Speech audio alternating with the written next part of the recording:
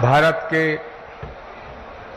यशस्वी, तेजस्वी, ओजस्वी और तपस्वी प्रधानमंत्री श्री नरेंद्र मोदी जी का इस कल की धाम की पावन धरा पे मुझे स्वागत करने के लिए कहा गया है। माननीय प्रधानमंत्री जी, जिंदगी में कभी कभी ऐसे पल आते हैं जब शब्द खो जाते हैं, वाणी थम जाती है। शबरी के पास बेर थे, विदुर के पास साग था, लेकिन हमारे पास तो आपका स्वागत करने के लिए सिवाय भावनाओं के, पुष्पों के कुछ भी नहीं है, कुछ भी नहीं है। माननीय प्रधानमंत्री महोदय, इस मंच पे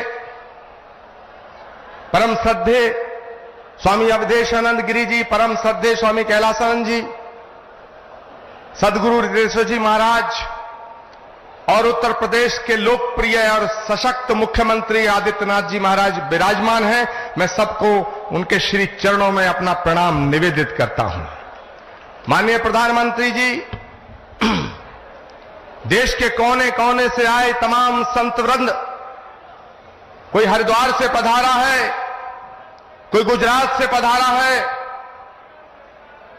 कोई तमिलनाडु, केरल और आंध्र प्रदेश से पधारा है, कोई आसाम से आया है, कोई देवभूमि उत्तराखंड और हिमाचल प्रदेश से आया है। ये हजारों संतों का जो समूह आज इकट्ठा हुआ है, ये सनातन धर्म के उस उद्घोष के सपने को साकार करने के लिए इकट्ठा हुआ है। वो सपना जो 18 वर्ष पूर्व एक संकल्प के रूप में हमने देखा था, वो सपना जो ऋषि मुनि महात्माओं ने, त्यागी तपस्वियों ने आदिकाल से लेकर आज तक देखा कि पुराणों का उद्घोष है कि जब जब धरती पे अधर्म बढ़ता है, सज्जनता पर खतरा उमड़ता है। भगवान कृष्ण का गीता में उद्घोष है कि परित्राणाय साधूनाम विनाशाय च दुष्कृताम धर्म संस्थापनार्थाय संभवामि युगे युगे यदा यदा ही धर्मस्य ग्लानिर्भवति भारत अभिष्ठानम् अधर्मस्य तदात्मानं सृजामहम्।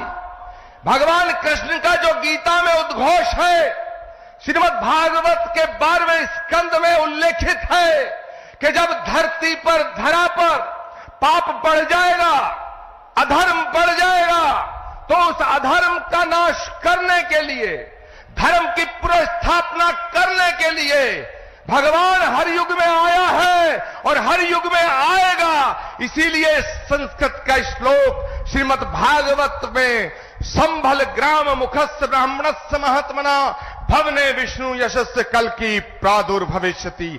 इसका मतलब है कि भगवान त्रेता में राम के रूप में अयोध्या में आए, द्वापर में कृष्ण के रूप में मथुरा में आए और भगवान कलयुग में श्री कल की निष्कलंक के रूप में इसी धरा पर अवतरित होंगे। माननीय प्रधानमंत्री जी महोदय, भगवान जहां आता है वो धराधाम बन जाती है।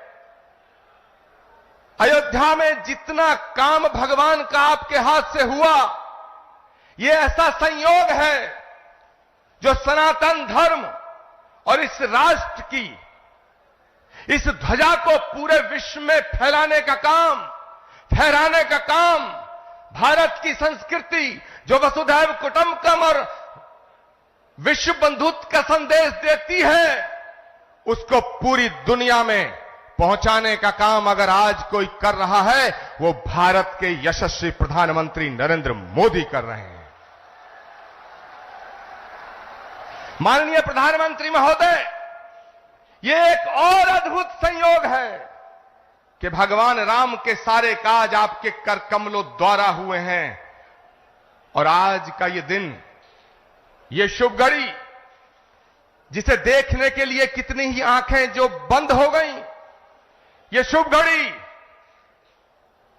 जिसका सपना हमारी कितनी माताओं बहनों ने देखा, और माननीय प्रधानमंत्री जी, ये आज सपना साकार हो रहा है क्योंकि श्री कल्की धाम की पावन धरती पे आपके चरण पड़े हैं। हम आपका स्वागत करते हैं, हम आपका वंदन करते हैं, हम आपका अभिनंदन करते हैं।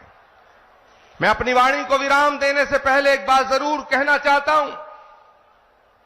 ये कल्की धाम, श्री कल्की धाम, जहां भगवान आएगा, आज श्री कल्की धाम की आधारशिला माननीय प्रधानमंत्री जी के कर कमलों द्वारा स्थापित हो चुकी है।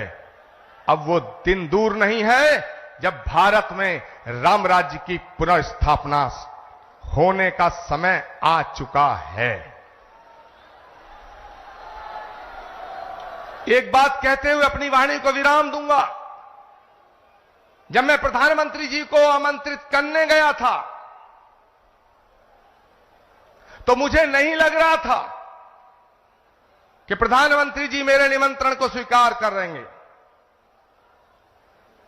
लेकिन आप सब संतों के आशीर्वाद से, तमाम लाखों करोड़ों भक्तों की प्रार्थनाओं से माननीय प्रधानमंत्री जी ने मेरे निमंत्रण को स्वीकार किया। माननीय प्रधानमंत्री जी महोदय, जब आपकी तरफ से एक ट्वीट आया तो सारे देश के लोग, सारी देश की मीडिया मुझसे लगातार 15 दिन ये पूछती रही कि क्या प्रधानमंत्री जी आएंगे। मेरे पास कोई उत्तर न था, लेकिन एक उत्तर था। उन्होंने पूछा क्या उन्होंने कुछ लिख के दिया है। मेरे पास आपका लिखा हुआ कोई पत्र नहीं था।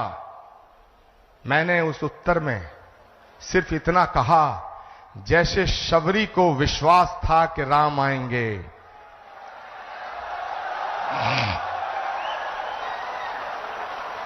जैसे विदुर को विश्वास था कि कृष्ण आएंगे, जैसे हमारी आस्था का आधार है कि कल्की आएंगे, वैसे ही आचार्य प्रमोद कृष्णम को यह विश्वास था कि नरेंद्र मोदी जी अपनी बात के पक्के हैं, अपना वचन निभाएंगे।